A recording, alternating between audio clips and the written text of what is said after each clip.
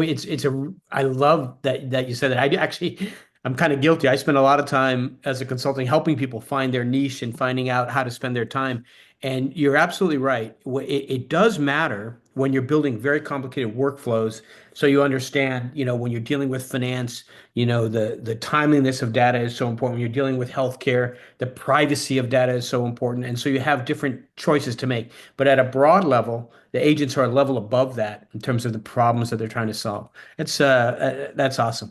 Okay, let me get you to put your visionary hat back on, Prasad. If we look ahead 5 years, um, what do we see agentic AI becoming, and specialized by vertical or more generalized, like you just mentioned?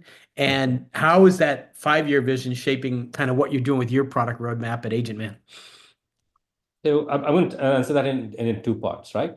The first part was, I think, April of 2024.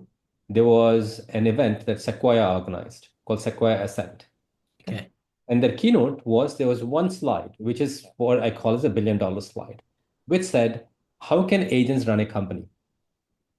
Right? And obviously what they did is they took an org structure and they said at the bottom you'll have sales support agents, you'll have sales agents, you have marketing agents, and so on. There'll be supervisor agents, and you build up over time. There's a one person, $1 billion company. You probably heard that phrase, right? Yes. Yeah. That's how you build out.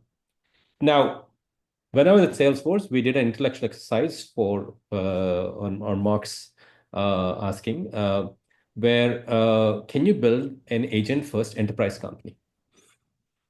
And we found that especially in the enterprise space, it's very hard because you can build it as a solution, but not as a product. Yeah. Every SaaS implementation, every database implementation is very different from enterprise to enterprise. But what I see 5 years from now is SMBs will start running their businesses through agents, at least half of it. Interesting. And I have a customer who came to me 10 days ago, 2 weeks ago, and said, Prasad, I want to run half of our company at least with agents. And she's somebody I've known for a long time. She's built a phenomenal brand online, multi-million-dollar brand. And she said, I would love to build it. And I've known you for a long time, and you're always encouraging us, let's make it happen together.